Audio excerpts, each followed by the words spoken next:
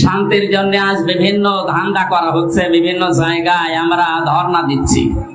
আল্লাহর পক্ষ থেকে শান্তির যে বিধান আমাদের কাছে এসেছে, ইন্নাদ-দীনা ইনদাল্লাহিল ইসলাম, পৃথিবীতে যদি কেউ শান্তি পেতে চায় তার মনোনীত যে পাঠানো ইসলাম, এইটার কাছে আত্মসমর্পণ করা লাগবে।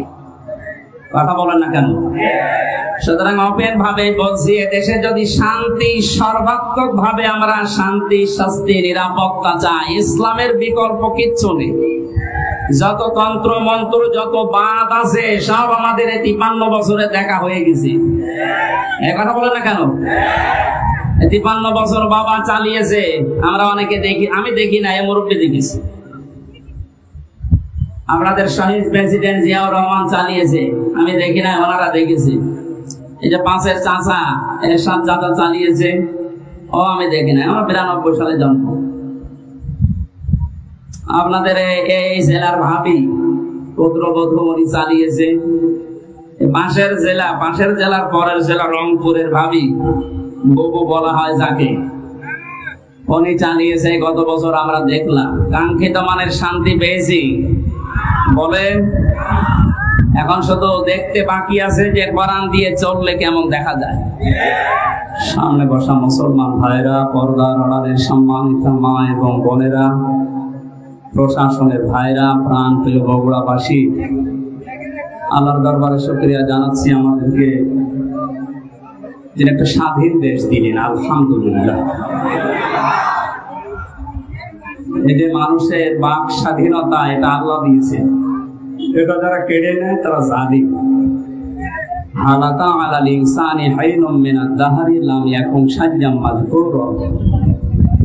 মানুষের জীবনে কি এমন সময় যায়নি যখন সে উল্লেখ করার মতো কিছু ছিল না।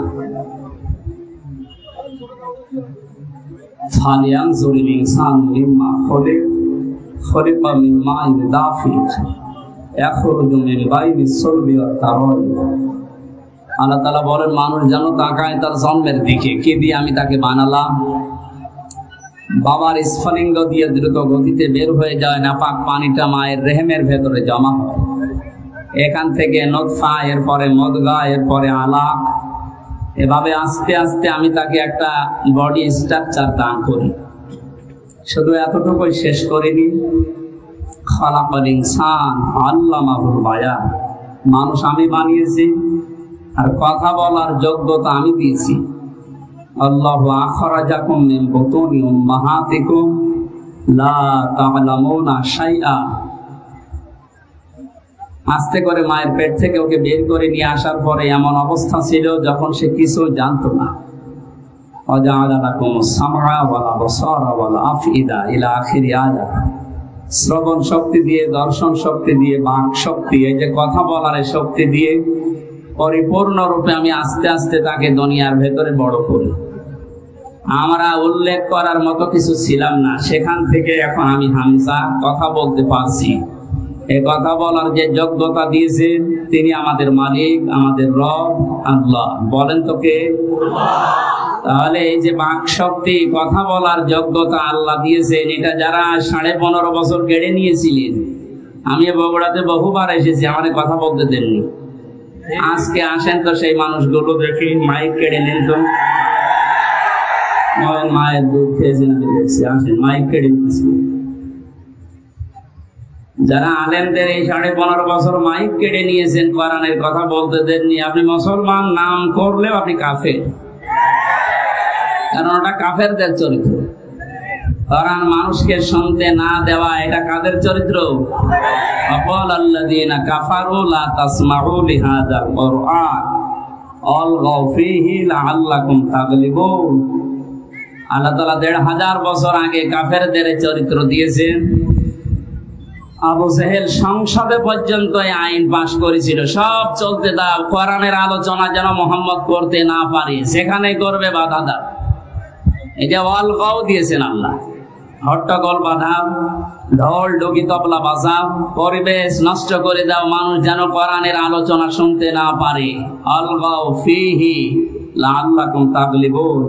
আশা করা যায় তোমরা গালেব হবে, বিজয়ী হবে, এ ধারণা কাফেরদের। কাদের? 1500 পরে দেখলাম এই ধারণা অনেক মুসলমানদের ভেতরে প্রবেশ করেছিল। ওরা মনেই করতো এই যে কোরআন শুনলেই বুঝি আমাদের চেয়ার নাকে আবার উল্টিয়ে যায়। কথা বলেন না কেন? সুতরাং যে মানুষগুলো এই ধারণা নিয়ে, এই চিন্তা ভাবনা নিয়ে কোরআনে বাধা দিয়েছিলেন, আপনার আর আবু জাহেলের ভেতরে পার্থক্য এই শুধু নামে। কিসের পার্থক্য? কোনো পার্থক্য এই একটাই, নামে। নামে মানুষকে মুসলমান নিয়ে, মানুষকে জান্নাতে নিয়ে যেতে পারবে? বলেন। সুতরাং এতদিন যা করেছেন সরাসরি হয়তো কেউ বলেন এই যে আমি কোরআন বন্ধ করে দেবো, কিন্তু এমন এমন পরিবেশ তৈরি করে দিয়েছে 14 জায়গায় অনুমতি নেওয়া লাগবে। এই যে ভাইরা বসে আছে, জিজ্ঞেস করেন তো, ওনারা কোনদিন চেয়েছে যে কোরআনের আলোচনা এদেশে বন্ধ হোক? ওনাদেরকে দিয়ে বন্ধ করতে বাধ্য করেছে উপরে অনেক জালেমের বসা ছিল। এমন এমন মানুষকে বসিয়েছে, নামে মুসলমান, কামে সব কাফেরদের মতো। 14 জায়গায় যদি অনুমতি নেওয়ার জন্য মানুষ একটা তাফসির মাহফিল করবে, কোরআনের আলোচনা করবে, 14 জায়গায় যদি অনুমতি নেওয়া লাগে, ওর ধৈর্য কোলাবে? শেষ পর্যন্ত হাল ছেড়ে বলবে দরকার নেই, মমতাজকে নিয়ে এসে 5টা জায়গা আনতে দে। সরাসরি কিন্তু বলতো না যে তাফসির মাহফিল হবে না। এমন এমন সিস্টেম করে দিয়েছিল মানুষ যেন ও পথে না হাঁটে। তাহলে এই সিস্টেম গুলো যারা করেছিল এরা কোরআনের ভাষায় কাফের। এরা কি বলেন? কাফের মারা গেলে জানাজা দেওয়া হয়, কবরে দেওয়া হয়, দোয়া করা হয়। এগুলো যদি মরে যায় আমার মনে হয় এদের জন্য এগুলো বন্ধ করে দেওয়া হবে। কারণ ও এমনি জাহান্নামে যাবে, ও এমনি তো জাহান্নামে যাবে, ও যাক, ওরে আরো লাথি দিয়ে ফেলে দিন যা। সুতরাং এই পরিবেশ আল্লাহ আমাদেরকে এই যে কথা বলার বাক শক্তি যে আমাদেরকে দিলেন এবং এই কথা বলার যোগ্যতা যিনি দিয়ে পাঠালেন, এটা যারা বন্ধ করেছিলেন আল্লাহ রাব্বুল আলামিন তাদেরকে এখন সব জায়গা থেকে বন্ধ করে দিয়েছে। ইঁদুরের গর্ত এখন তাদের জায়গা নেই। দু একটা ওকে ঝুঁকে মারছে, ধরা পড়ছে। কথা বলছেন না? কোরআনের জন্য আল্লাহ এই দেশ এখন ওপেন করে দিয়েছে এবং কোরআন কায়েম হবে, এইটাই সামনে ফাইনাল ইনশাআল্লাহ। আমি কিছু কিছু জরিপ মাঝে মাঝে দেখি, যে বিবিসি এরপরে আল জাজিরা, এগুলো বললে মানুষের মন খারাপ হয়। আপনাকে আমি আশা সঞ্চার করার জন্য বলছি। একটা জরিপ পেয়েছিলাম কিছুদিন আগে, 100 জনের 14 জন এখনো পর্যন্ত জালেমদের দোসর আছে এদেশে। 100 জনের 28 জন মানুষ এখনো পর্যন্ত শুধু খাওয়ার ধান্দায় আছে। 100 জনের 58 জন মানুষ চাইছে এদেশে আল্লাহর কালাম দিয়ে পৃথিবীটা চলুক। এই জরিপ আমি বানাইনি, যারা জরিপ করে তারাই জানিয়েছে। সুতরাং 100 জনের 58 জন যখন এই 1-1.5 মাসে তৈরি হয়ে গেছে, আশা করছি আল্লাহ এই দেশকে কোরআনের হাতে তুলে দেবেন ইনশাআল্লাহ। এই দৃশ্যটা যেন আমরা চর্মচোখে দেখতে পারি, সেই আকাঙ্ক্ষা আল্লাহর কাছে করছি। আল্লাহ তুমি কবুল করো, আমিন। দরুদ আর সালাম পড়ছি আমাদের নবী মুহাম্মদ রাসূলুল্লাহ সাল্লাল্লাহু আলাইহি ওয়াসাল্লামের প্রতি। তাম পৃথিবীর সবাই এখন একটা জিনিস চাচ্ছে, শান্তি। কি বলেন তো? সবাই চায় শান্তি। যে জাতির লোককে জিজ্ঞাসা করেন সবাই শান্তি চাচ্ছে। আল্লাহ রাব্বুল আলামিন শান্তি নামে একটা নাম তিনি নিয়েছেন, সালাম। সালাম মানে কি? সেই সালামের পক্ষ থেকে যে ধর্মটা দুনিয়ায় এসেছে তার নাম ইসলাম। ইসলাম মানে শান্তি। ইসলাম মানে কি? এই আসল শব্দ সিলমন বা সালমন, সুখ শান্তির যে বিষয় আল্লাহ ইসলামের ভেতরে রেখেছেন। সুতরাং এদেশে আমরা 96 ভাগ মুসলমান, অন্যান্য ধর্মের লোকেরা যারা আছেন 4 ভাগ। সবাই যদি ইসলামকে নিয়ে আসতে পারি, কাঙ্ক্ষিত মানের শান্তি এদেশে আমরা দেখতে পারবো ইনশাআল্লাহ। এদেশে মসজিদ যেমন পাহারা দেওয়া লাগে না, 3.5 লাখের উপরে মসজিদ আছে, পাহারা দেওয়া লাগে? আরো জোরে বলে। মসজিদ যেমন পাহারা দেওয়া লাগে না, ইসলাম এদেশে যদি এসে যায় মন্দিরও পাহারা দেওয়া লাগবে না। যে যার ধর্ম ওপেন ভাবে নিরাপত্তার সাথে পালন করবে, কোনো অসুবিধা নেই। অনেকের ধারণা এই যে ইসলাম আসলে আমি যে একটু লাল পানি খাই ওটা কি হবে, কোনো অসুবিধা নেই। অনেকে বলে যে আমি আকিস বিড়ি খাই, আজিজ বিড়ি খাই, এটা কি হবে? আপনি মসজিদের ভেতরে যদি প্রবেশ করেন, মসজিদ এমন একটা জায়গা, সেখানে গেলে যদিও আপনার বিড়ি খেতে মনে চাচ্ছে, খেতে পারবেন?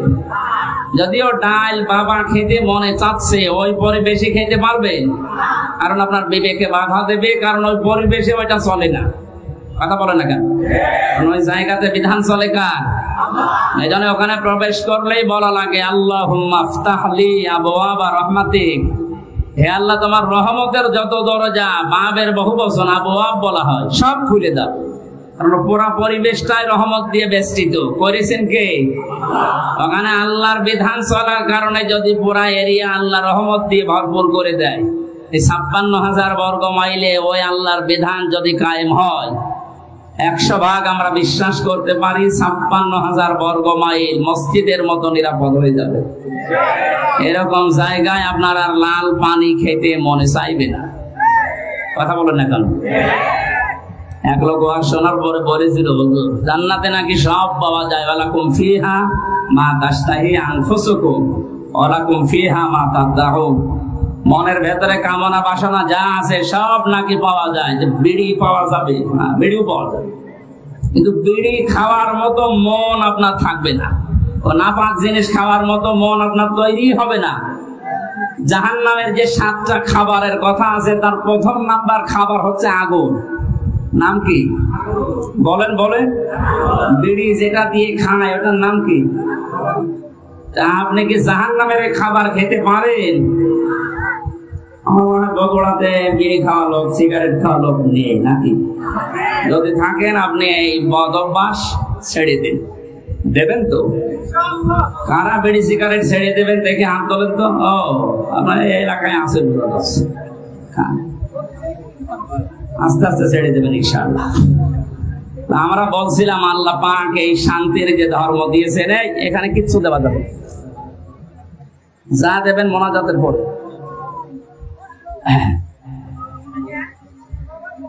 শান্তির জন্য আজ বিভিন্ন ধান্দা করা হচ্ছে, বিভিন্ন জায়গায় আমরা ধর্ণা দিচ্ছি। আল্লাহর পক্ষ থেকে শান্তির যে বিধান আমাদের কাছে এসেছে, ইন্নাদ দীনা ইনদাল্লাহিল ইসলাম, পৃথিবীতে যদি কেউ শান্তি পেতে চায়, তার মনোনীত যে পাঠানো ইসলাম, এইটার কাছে আত্মসমর্পণ করা লাগবে। কথা বলেন না কেন? সুতরাং ওপেন ভাবে বলছি, দেশে যদি শান্তি, সর্বাত্মক ভাবে আমরা শান্তি, শাস্তি, নিরাপত্তা চাই, ইসলামের বিকল্প কিচ্ছু নেই। যত তন্ত্র মন্ত্র, যত বাদ আছে, সব আমাদের 53 বছরে দেখা হয়ে গেছে। এই কথা বলে না কেন? 53 বছর বাবা চালিয়েছে, আমরা অনেকে দেখি, আমি দেখি না, মুরব্বী দেখেছি। আমাদের শহীদ প্রেসিডেন্ট জিয়াউর রহমান চালিয়েছে, আমি দেখি না, ওনারা দেখেছি। এই যে 5-এর চাচা এরশাদ চাচা চালিয়েছে, ও আমি দেখি না, আমার 92 সালে জন্ম। আপনাদের এই জেলার ভাবি পুত্রবধূ উনি চালিয়েছে।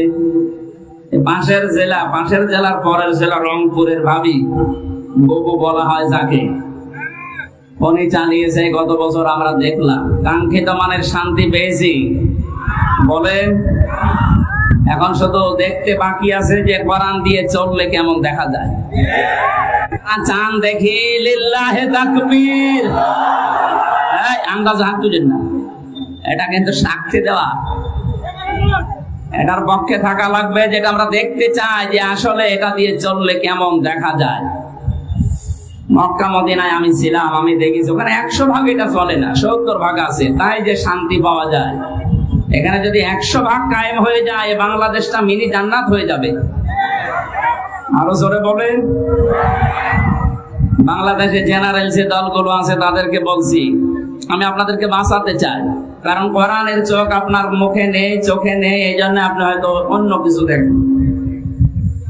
সূরা নূরের ভেতরে আল্লাহ জানিয়েছেন, আল্লাযীনা কাফারু আ'মালুহুম কাসারাবিন বিকিআতি ইয়াহসাবুহু যামআনু মাআ হাত্তা ইযা জাআ, যেখানে পানি আছে মনে হয়।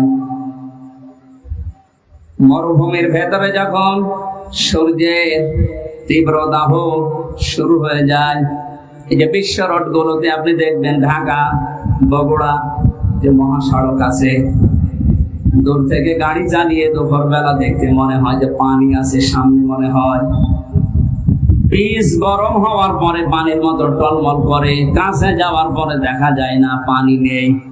পৃথিবীর কাফেরদের দৃষ্টান্ত আল্লাহ এইভাবে দিয়েছেন।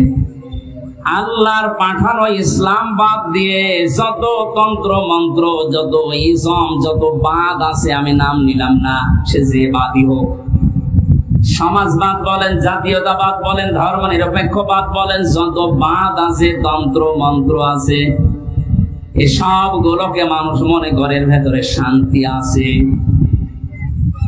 কাছে যাওয়ার পরে দেখে না এটা পানি না। এই জন্য আমাদের উচিত হচ্ছে আপনাকে আমার সাবধান করা। আমি করলাম, জ্ঞানী মানুষ যদি হয়ে থাকেন আপনি আশা করি বুঝে ফেলেছেন। এরপরেও যদি কেউ বলেন না আমি বুঝি না, আমি ভান ধরে আছি, এদিকে আসেন। আল্লাহ আপনাকে সহজে এটা বোঝার তৌফিক দিন যে ইসলাম বিদায় করে দিয়ে আজ যারা, আমি কয়েকদিন ধরে লক্ষ্য করছি, মৌলবাদ মৌলবাদ এই শব্দ নিয়ে অনেকে জিকির করছে, এটা বন্ধ করা লাগবে।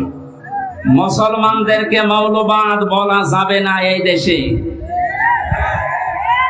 এই শব্দটাকে ফেরি করে এই 15.5 বছর হাজারো মুসলমানকে যিনি ছিলেন তিনি গুম করেছিলেন। এক কথা বলেন না কেন? এই শব্দটাকে ফেরি করে হাজারো মানুষকে আয়না ঘরে রেখেছিল। এই শব্দটাকে ফেরি করে আমাকে জেলখানায় রেখেছিল 3 বছর। এটা দাদাদের পক্ষ থেকে দেওয়া আন্তর্জাতিক একটা ষড়যন্ত্র।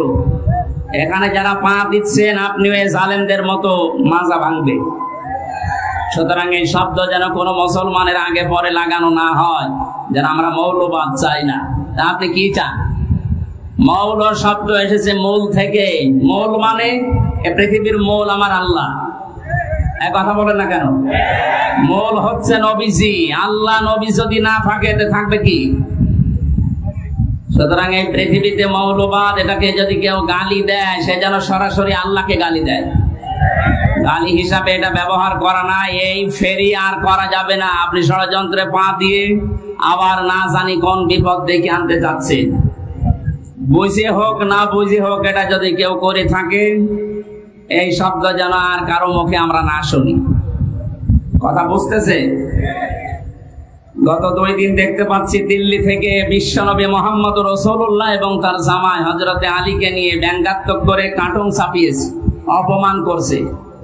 হঠাৎ করে কয় এতদিন তো আমরা কিছু দেখলাম না, হঠাৎ এখন সাগান দিল, মানে এ সরসরি আপনাকে কে দিচ্ছে? বাংলাদেশে এখন ওনাদের দুর্গা পূজা শুরু হবে, একটা ডাঙ্গা লাগানোর চেষ্টায় আছে। ওরা মনে করছে বাংলাদেশের মুসলমানেরা এই দৃশ্য থেকে যদি এই সংখ্যালঘু যাদের নাম বলা হয়, কিসের সংখ্যালঘু? এদেশে কোনো সংখ্যালঘু নেই, সবাই আমরা সংখ্যাগুরু। কথা বলেন? এদেশে জন্ম নিয়েছে যে সে এই দেশের মালিক। ওরা মনে করছে এই কথা তুলে দিয়ে এখন ওরা আলোচনা করবে, সমালোচনা করবে, শেষ পর্যন্ত কিছু মন্দিরে হামলা করবে না। আমরা অত পাগল না।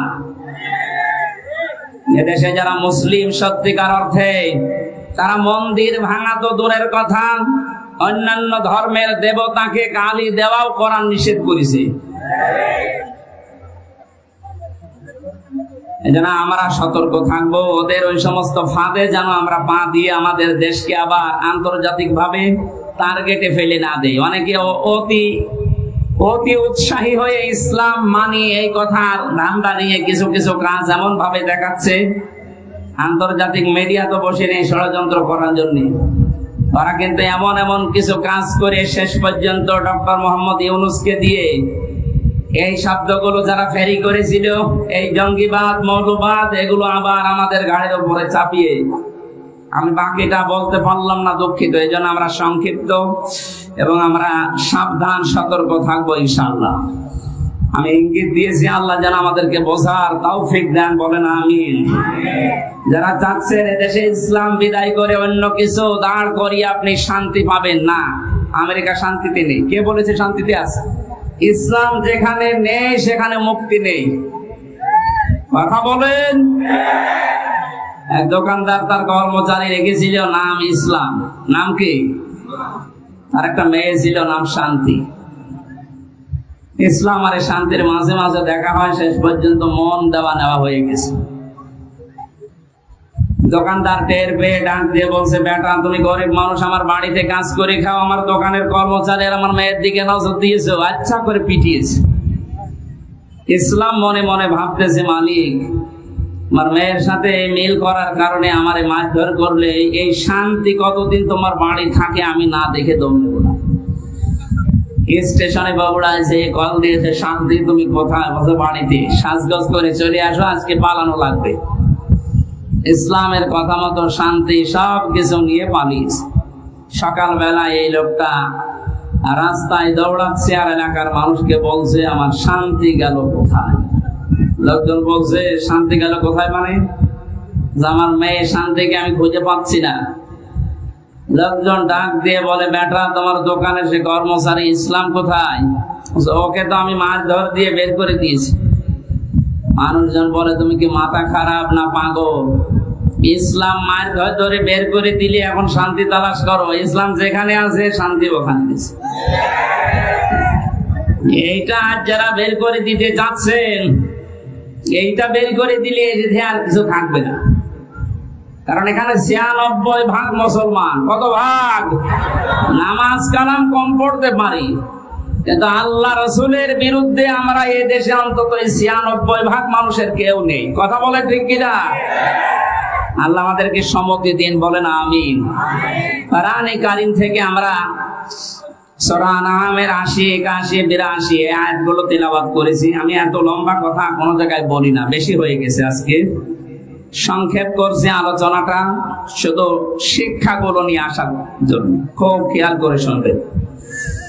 আল্লাহ রাব্বুল আলামিন হযরত ইব্রাহিম আলাইহিস সালামের এবং তার বাবার কিছু কাহিনী এখানে তুলে ধরেছেন। শিরক এবং ঈমান, এটা সেই পৃথিবীর লগ্নের মোড় থেকে আরম্ভ হয়েছে এই দুইটার সংঘর্ষ।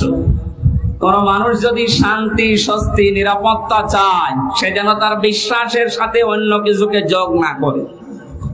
এটা যারা যোগ করেছে, যুগে যুগে তাদের শান্তি, স্বস্তি, নিরাপত্তা হারিয়ে গেছে। আর যারা তাদের ঈমানের সাথে জুলুমকে, শিরককে মিশ্রিত করেনি, আল্লাহ তাদেরকে শান্তিতে রেখেছে। যে মানুষগুলো আজ আল্লাহর বিধানের সাথে, আল্লাহর শক্তির সাথে, পাওয়ারের সাথে অন্য কাউকে শরিক করে বুক ফুলিয়ে বেড়ানোর চেষ্টায় আছেন, আপনি কি মনে করেন? আপনি বাতিলের পক্ষে, আল্লাহর বিরুদ্ধে অবস্থান নিয়ে কোনো ভয় নেই, চিন্তা নেই, আর আমি আল্লাহর পক্ষে অবস্থান নিয়ে ভয় করব, আপনি এই কথা মনে করেন?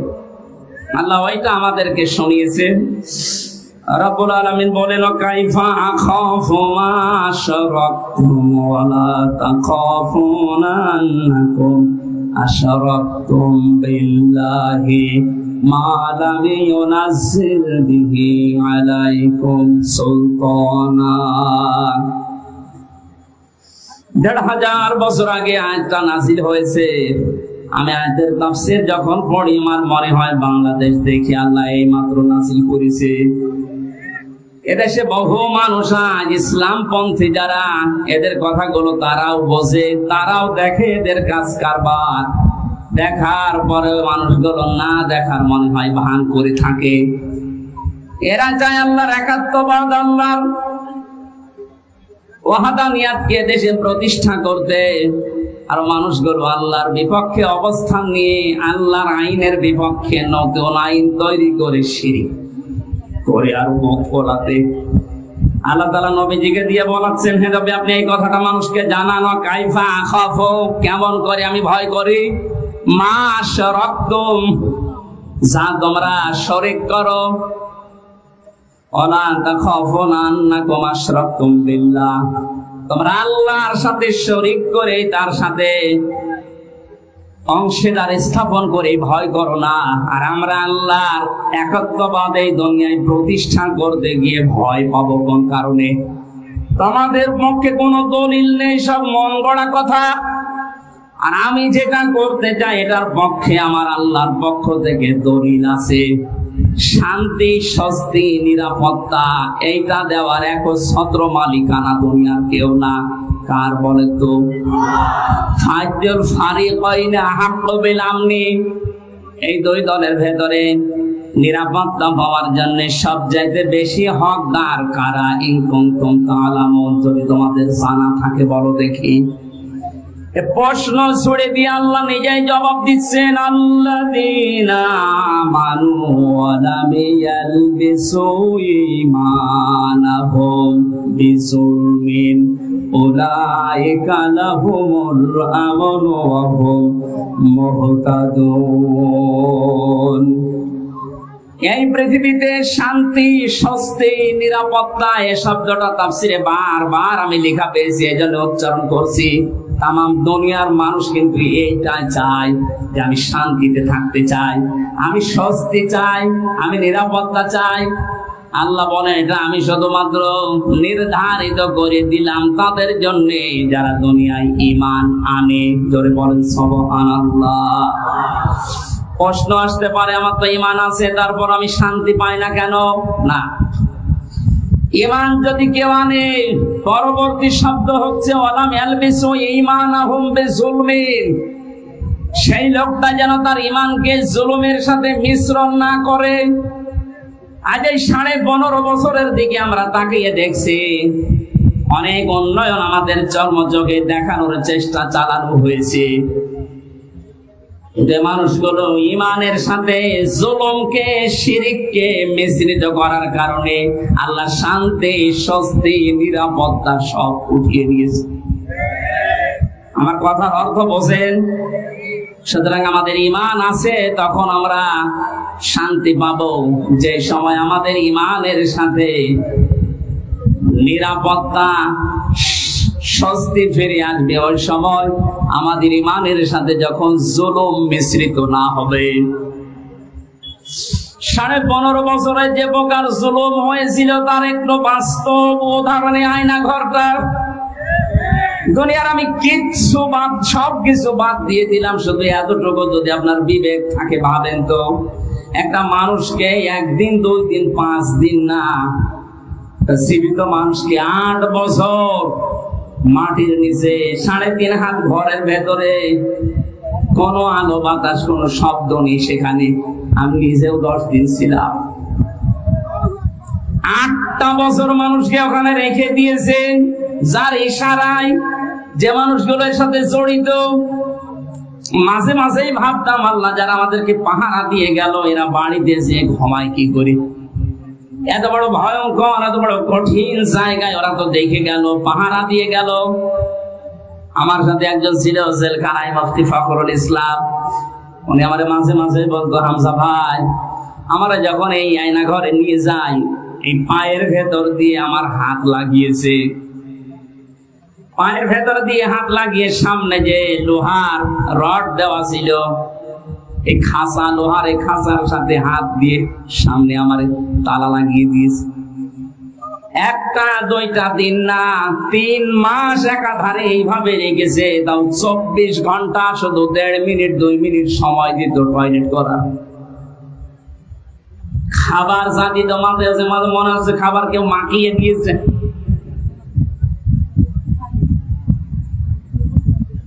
আপনি একটু বিবেক দিয়ে ভাবেন তো, একটা কোন মানুষ যার ন্যূনতম বিবেক আছে, ঈমান না থাক, বিবেক তো আছে আপনার, এটা মেনে নেওয়া সম্ভব?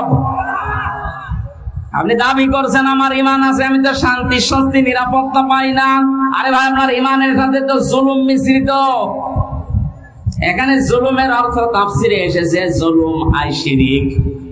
যাদের ঈমানের সাথে জুলুম মিশ্রিত থাকবে, শিরিক মিশ্রিত থাকবে, তাদের জীবন থেকে আল্লাহ শান্তি তুলে নেবে, স্বস্তি বাদ দিয়ে দেবে, নিরাপত্তা আল্লাহ নিজে তুলে নেবে। বলেন নাউজুবিল্লাহ।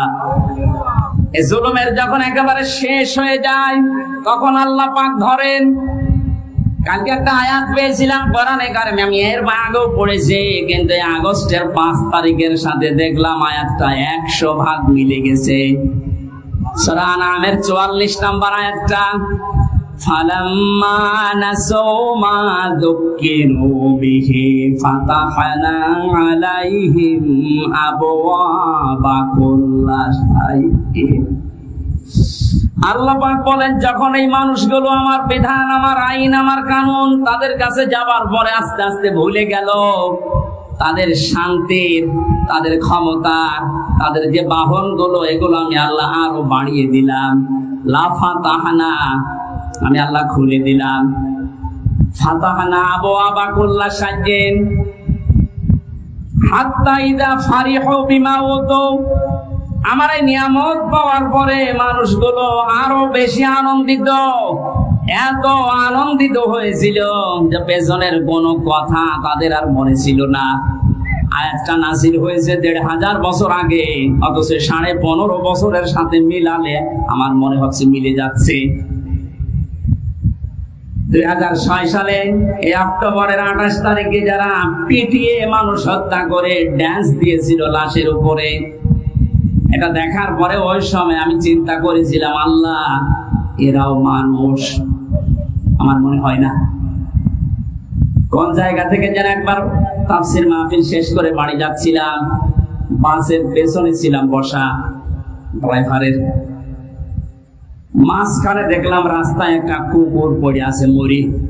ড্রাইভার সাহেব মাঝখান দিয়ে না দিয়ে বাম দিয়ে চালিয়ে দিল, তো গাড়িটা ঝাঁকি দিয়ে উঠেছে।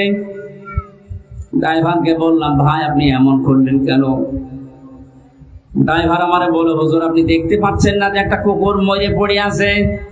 আমি মরা কুকুরের ওপর আবার গাড়ি চালিয়ে দেব? আমার বিবেক নেই?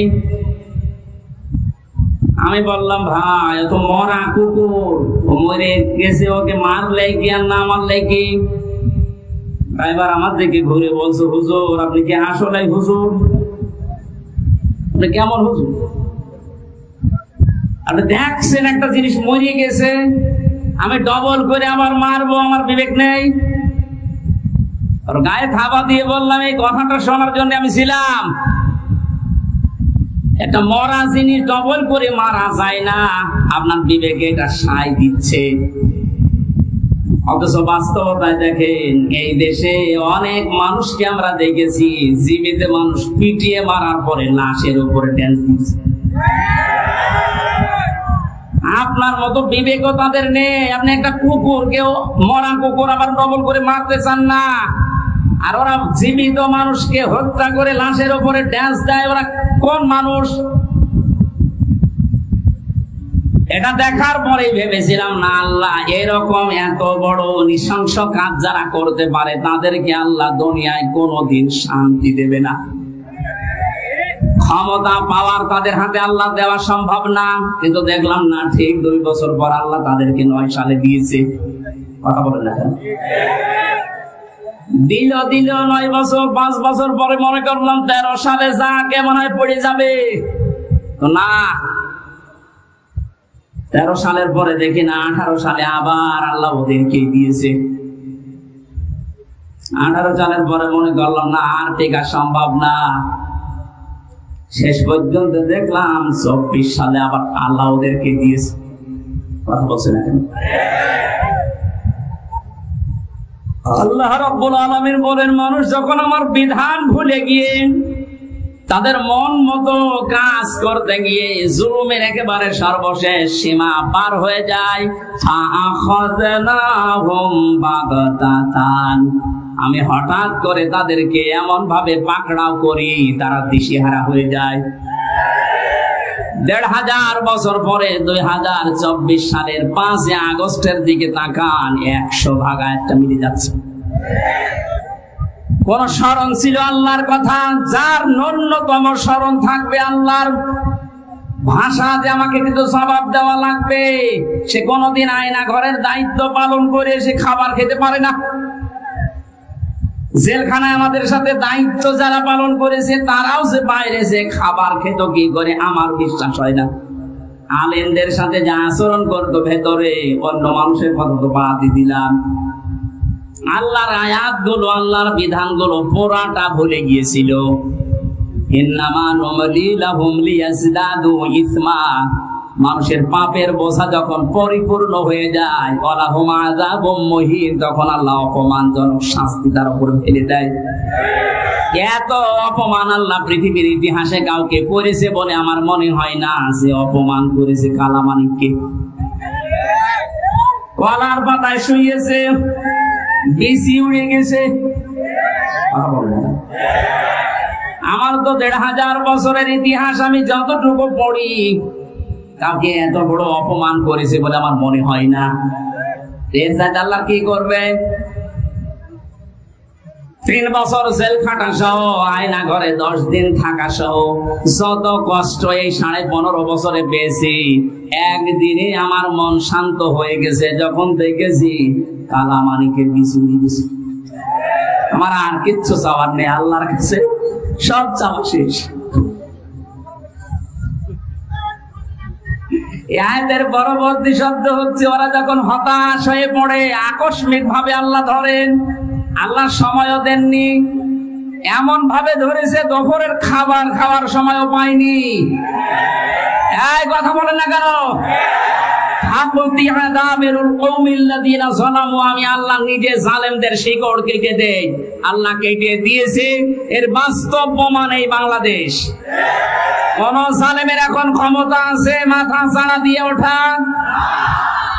শয়তান শয়তানি করার জায়গা পাচ্ছে না। মাঝে মাঝে ওই দেশ থেকে কল রেকর্ড ফাঁস করছে, মনে করছে দেশের মানুষ বোকা, কিছু বোঝে না। আরে ভাই, নিজে কল করে একজনকে দিয়ে, নিজে রেকর্ড করে, নিজে আবার কথাবার্তা ওগুলো মানুষের কাছে পাঠায়। এই ধান্দাবাজি, এই প্রতারণা কিন্তু এদেশের মানুষ বুঝে ফেলেছে। আপনি যার সাথে মোবাইলে কথা বলছেন, কোন নাম করা মানুষের সাথে তো কথা বলতে দেখি না। কোথায় কোন গায়ে কোন কে, তার পরিচয় কেউ জানে না। তার সাথে আগে থেকে লিঙ্ক করে কথাগুলো কি বলা লাগবে সব সেট করে রাখে। ওই কথাগুলো নিজে 3-4 মিনিট বলার পরে ওইটা আবার এডিটিং করে কল রেকর্ড ছেড়ে দিচ্ছে, মানুষ যেন ভয় পায়। গোপালগঞ্জে সেই দিন শুনলাম এক লোকের জন্মদিন নাকি পালন করতে দেয়নি। জানি হোক, এই জন্য ওসি সাহেব যারা জন্মদিন পালন করার জন্য গেছে তাদেরকে নিষেধ করেছে, না, এই জন্মদিন পালন করা যাবে না, কারণ এটা ইসলামে নেই। কারো জন্মদিন মৃত্যুদিন পালন করা লাগবে, ইসলামে আছে? ওসি সাহেব আল্লাহর ঘোষণা, রসুলের ঘোষণা অনুযায়ী কাজ করেনি। এটা দেখলাম উনি ওখানে জানাচ্ছে মায়ের কাছে যে মা এই হচ্ছে। উনি ওখান থেকে বক্তৃতা দিচ্ছে, ওসি সাহেবের নাম লিস্ট করে রাখো, আমি যদি কোনোদিন আসি ওকে আমি দেখে নেব, তুমি আসো। বড় আশা করে আছে যে উনি চট করে ঢুকে পড়বে আর দেশের মানুষ শট করে আয়না ঘরে ঢুকিয়ে দেবে। আর যতটুকু বিশ্বাস, এই দেশের 18 কোটি মানুষ যদি ওনাকে মাফ করে দেয়, ব্যারিস্টার আরমানের বউ জীবনও মাফ করবে না।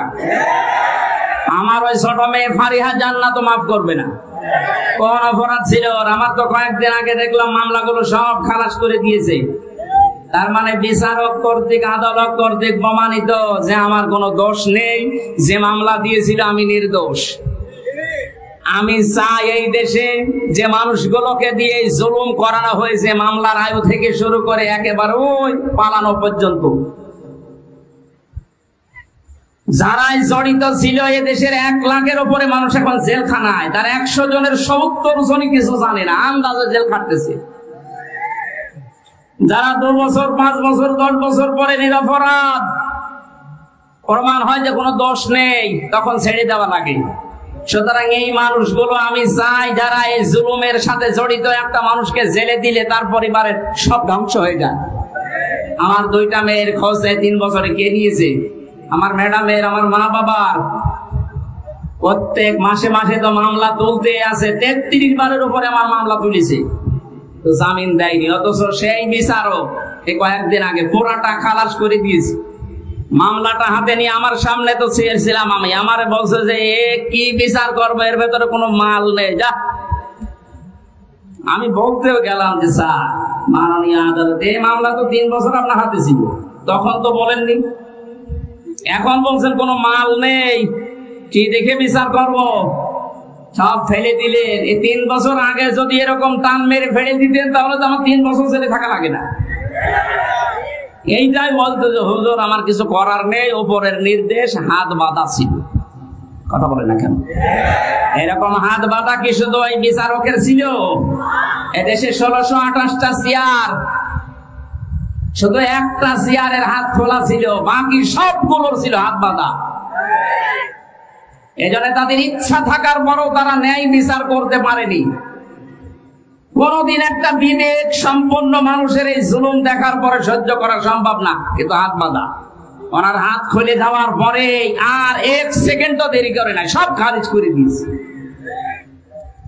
আমরা চাই রাষ্ট্র সংস্কার যখন আরম্ভ হয়েছে, এ দেশে যাদের হাত এরকম বাধা ছিল, এই 1628টা চেয়ারের কোন হাত যেন আর বাধা না থাকে।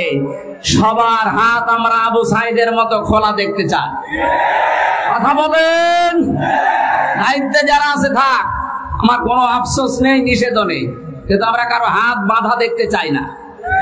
প্রশাসনের চেয়ারে যারা আছে, বিচারকের চেয়ারে যারা আছে, হাত খুলে দেন। এদের দ্বারাই ন্যায় বিচার করা সম্ভব। এরা মানুষ না? এদের বিবি বাল বাচ্চা বউ নেই? ওরা বাধ্য হয়েছে এই কাজগুলো করতে। সুতরাং এই জুলুমের সাথে যারা মিশ্রণ করে দিয়েছেন, নিজের ঈমান থাকার পরে আপনি শান্তিতে, স্বস্তিতে, নিরাপত্তার সাথে থাকতে পারবেন না। এ ঘোষণা কার? আল্লাযীনা আমানু ওয়া লাম ইয়ালবিসু ঈমানাহুম বিজুলমিন। যারা ঈমান আনে কিন্তু তাদের ঈমানকে জুলুমের সাথে মিশ্রণ করে ফেলে, তাদেরকে আমি আল্লাহ শান্তিতে থাকতে দেই না। বাস্তব আমরা এখন দেখতে পাচ্ছি, কেউ শান্তিতে আছে?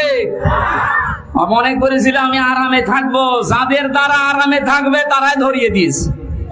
এই যে দীপমণির নাম শুনলাম, উনি ওনার বোনের বাড়িতে পালিয়েছিল। বোনের ছেলে মোবাইল টিপছিল, নিষেধ করে যাও মোবাইল টেপা বাদ দিয়ে পড়াশোনা কর। ও ছেলেটা বিরক্ত হয়ে গিয়ে 999 কল দিয়ে পুলিশ ভাইদের কাছে। আপনাকে আল্লাহ শান্তিতে থাকতে দেবে না। যারা জুলুম করে আর যারা জুলুমের সাপোর্ট করে, এই মানুষগুলো নবীর উম্মত থেকে বের হয়ে যায়। কত বড় কথা লিখে লক্ষ্য করেন। যারা জুলুম করে আর যারা জেনে শুনে জুলুমের সাপোর্ট করে, এরা নবীর উম্মতের বাইরের লোক। এদেশে আমরা অনেককে এরকম দেখতে পেয়েছি। সুতরাং আপনাকে আল্লাহ শান্তিতে, স্বস্তিতে, নিরাপত্তায় থাকতে দেবে কোন কারণে? বিডিআর বিদ্রোহর নামে হাজার হাজার মানুষকে বিনা কারণে, তাদের মুখের ভাষা, তাদের মুখের কান্না, চোখের পানি দেখলে আল্লাহর আরশ পর্যন্ত কেঁপে যায়। এই 3 বছরে 900-র উপরে বিডিআর এর সাথে আমার দেখা। কত মানুষ 1 মাস পরে রিটায়ার্ড হয়ে বাড়িতে যে বউ বাচ্চা এমন একটা আওয়াজ দিত, আমার মনে হয় আরশে চলে যায়।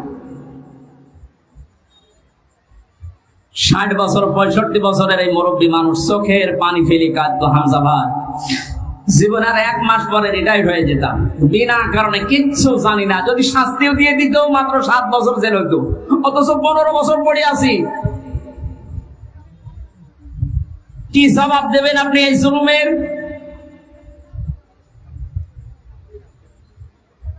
জালেম এই শব্দটা শুনলে আমার ভয় লাগে, কারণ জালেমরা হামজার টার্গেট না।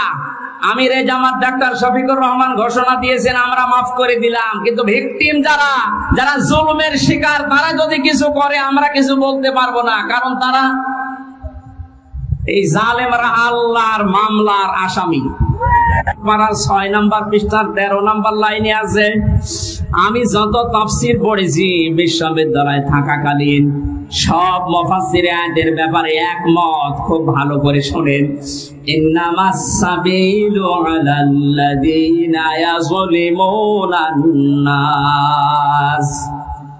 অবশ্যই আমি আল্লাহ মামলা দায়ের করব। এই এদিকে তাকান। অবশ্যই আমি আল্লাহ মামলা দায়ের করব তাদের বিরুদ্ধে যারা মানুষ হয়ে মানুষের উপরে জুলুম করেছে। এই আয়াতটা বাংলাদেশের সাথে মিলান, আমার তো মনে হয় অনেকের জীবনে এটা মিলে যাচ্ছে। কোন কারণে কিচ্ছু জানে না, লোকটা ঘুমিয়ে আছে ঘরে, ঘুম থেকে উঠে যাচ্ছে জেলখানায়। কি গো, তুই গাছ কেটেছিস, অথচ গাছ কাটা কি ও কিছুই জানে না। এরকম মিথ্যা মামলা দেশে ছিল না? আরো আসতে বলেন। এই বিষয়গুলো আমি নিজে জানতাম না, জেলখানায় 3টা বছরে ধাপে ধাপে দেখেছি, তাই বলছি। বললাম না 100 জনের 70 জন মানুষ অন্তত কিছু জানে না। জেলে ঘুমিয়ে আছে, পরের দিন আবার ঘুম ভাঙার পরে কোথায় গো? বাড়িতে। কেন? কিছুই জানে না। মাঝখান থেকে পরিবারের কাছ থেকে 1.5-2 লাখ টাকা নিয়ে আল্লাহর ওলি জামিন করিয়ে দিয়েছে। এই জুলুমের শেষ কোথায়? আপনি কি জবাব দেবেন আল্লাহর কাছে? এজন্য জালেমদের কোন সম্পদ আল্লাহ দুনিয়ায় কাজে লাগাতে দেয় না। তার বাস্তব প্রমাণ এই দরবেশ কত টাকার মালিক ছিল আপনি হিসাব করতে পারেন? কি হয়েছে তার টাকাগুলো? এখন শানের উপরে ঘুমানো লাগে। আমাদের যেখানে রেখেছে 3টা বছরে এই মাটির উপরে, শানের উপরে, এখন তার ওই জায়গায় টাকা লাগছে। কি হচ্ছে তার ওই অর্থ সম্পদ গুলো, এই টাকাগুলো কোন কাজে আসতেছে? এখন তাদের যে চরিত্রের বর্ণনা বের হচ্ছে, শয়তান পর্যন্ত আশ্চর্য হয়ে যাচ্ছে যে দরবেশের চরিত্র এত নিম্ন। এজন্য আমাদের সাবধান হওয়া উচিত। আমি আজকাল বাস্তব প্রমাণ দিয়েই বলছি, এদেশে শেখ হাসিনা থেকে শুরু করে যারা তার দোষর ছিল সবাই আল্লাহর মামলার আসামি। মামলার বাদী যত বড় হয়, মামলা মেটানো তত কঠিন হয়। এক কথা বলেন না কেন? আমার মামলার বাদী যদি আমার সত্যি কথা বলছি কোন সলিমদ্দি হতো, আমি যদি আকিস গ্রুপে চাকরি করতাম, আপনার কয় টাকা লাগতো? টাকা দিয়ে হলে আমি 2-3 দিনে বের হয়ে চলে আসতাম। কিন্তু এমন মানুষ বাদী, এই জন্য 33 বার ওঠার পর মামলার জামিন হয়নি। উনি বিদায় নেওয়ার কয়েকদিন পরে জামিন সব শেষ। সুতরাং এখানে বাদী কিন্তু যিনি পালিয়েছে উনি না, হামজাও না, মামলার বাদীকে। আপনি দেখেন আপনার দ্বারা আবার জুলুম হয়ে যাচ্ছে না তো? আজ অনেকে নিজের স্ত্রীর উপরে জুলুম করছি, পরিবারের উপরে জুলুম করছি, স্ত্রী হিসাবে স্বামীর উপরে জুলুম করছি। আল্লাহর নবীর স্ত্রী তার স্বামীকে অভয় দিত, স্বামী আমার ভয় পাবেন না। ইন্নাকা লা তাসিলুর রিহমা। এই পৃথিবীতে যারা আত্মীয়তার সম্পর্কগুলো ঠিক রাখে তাদেরকে আমার আল্লাহ কখনো ভয় দেখান না। জোরে বলেন সুবহানাল্লাহ। নবীজি যখন ওহী নিয়ে এসেন, ভয় পেয়েছিলেন, তিনি বলছিলেন জাম্মিলুনি জাম্মিলুনি, আমাকে ঢেকে দাও। খেয়াল করেন, আমাকে ঢেকে দাও, আমি ভয় পেয়েছি। হযরতে খাদিজাতুল কুবরা রাদিয়াল্লাহু তাআলা আনহা ওই সময় কিন্তু মুসলমান হননি, কারণ কালিমার দাওয়াত পাননি। ওই সময় তিনি নবীজিকে ডাক দিয়েছিলেন, ইয়া আবুল কাসেম, হে কাসেমের পিতা। কাল্লা, কখনো না। আল্লাহি, আল্লাহর কসম।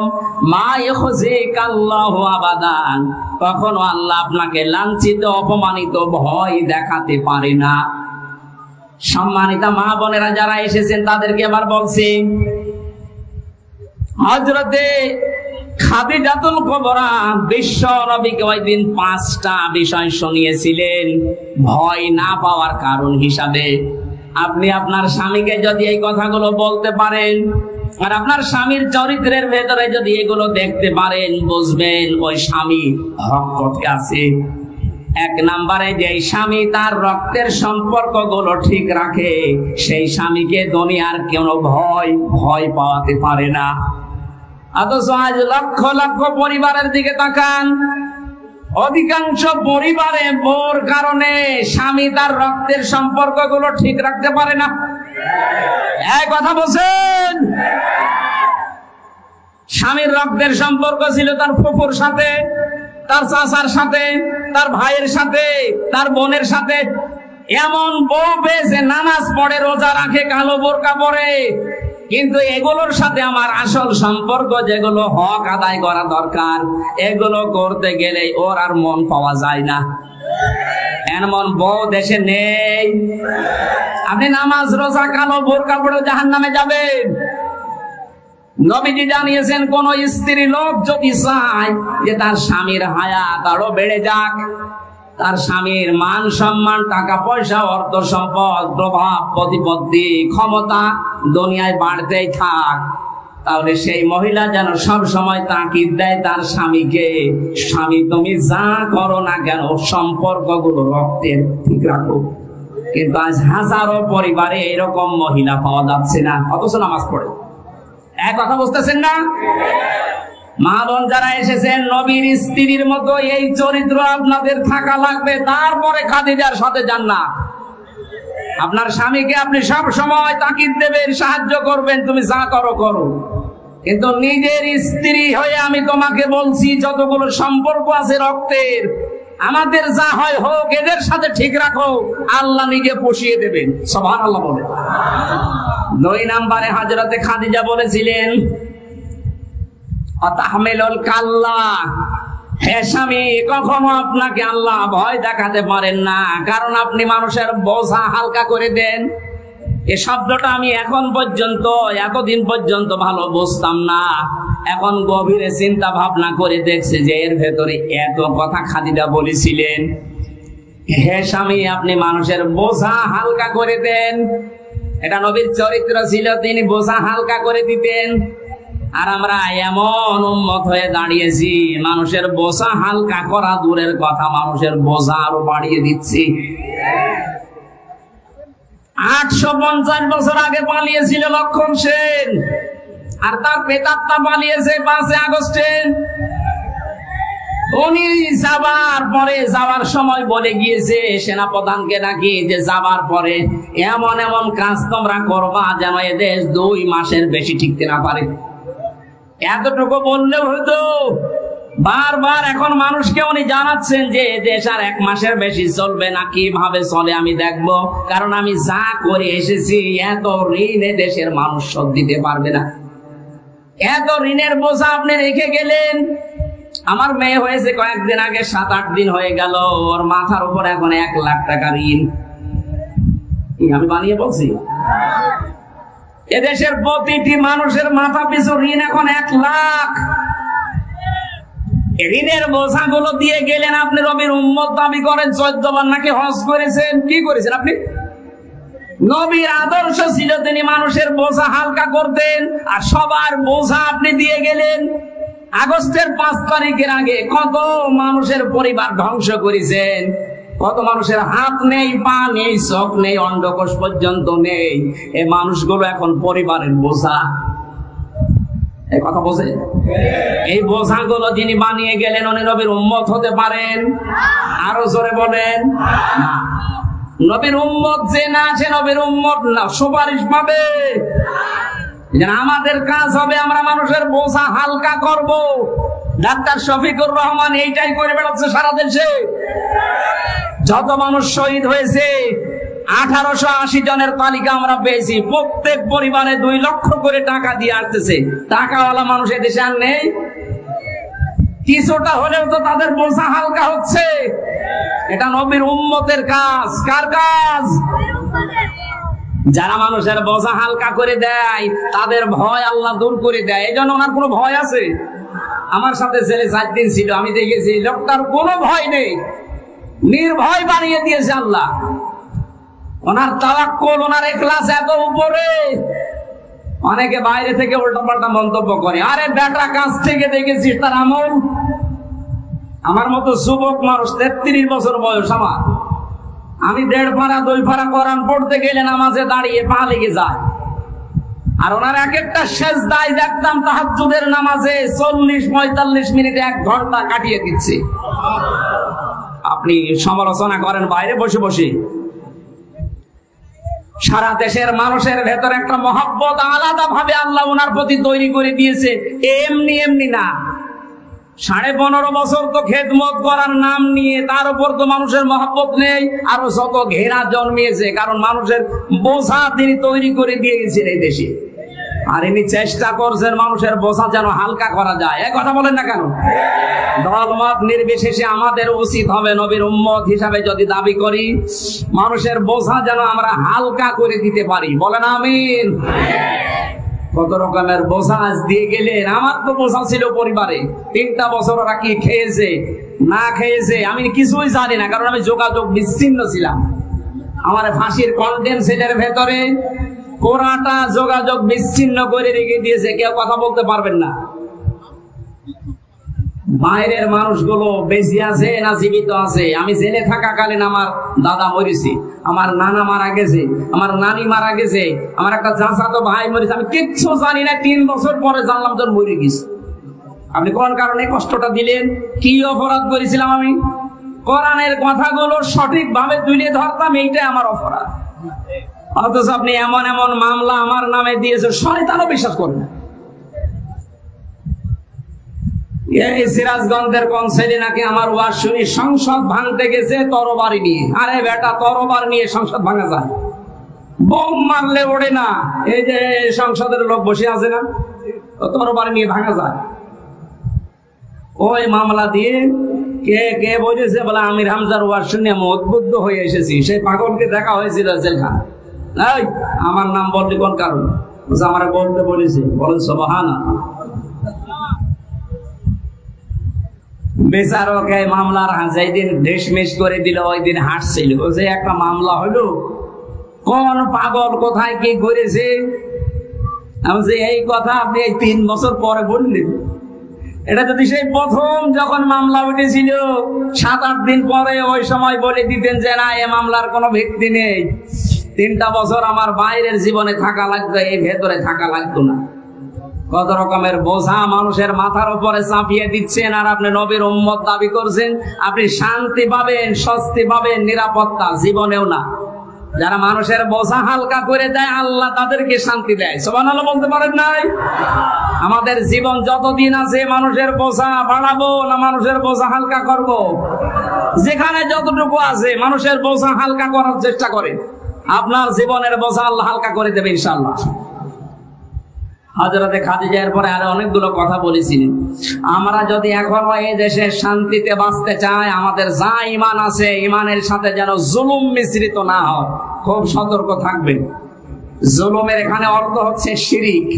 শিরিক যেন মিশ্রিত না হয়। উলাইকা লাহুমুল আমনু ওয়া হুম মুহতাদুন। আল্লাহ পাক বলেন এই মানুষগুলো, এইভাবে আল্লাহ দেখিয়েছেন, যারা তাদের ঈমানের সাথে জুলুম মিশ্রণ করবে না, শিরিক মেশাবে না, এই মানুষগুলোকে আমি আল্লাহ নিজে শান্তি দেব। আর এরাই হচ্ছে হেদায়েত প্রাপ্ত বান্দা বান্দি। জোরে বলেন আমিন। আল্লাহ এই বাস্তবতা আমরা যেন দেখতে পারি, তার পক্ষ থেকে শান্তি, স্বস্তি, নিরাপত্তা নিয়ে যেন এই দেশে বসবাস করতে পারি, সেই তৌফিক দান করুন।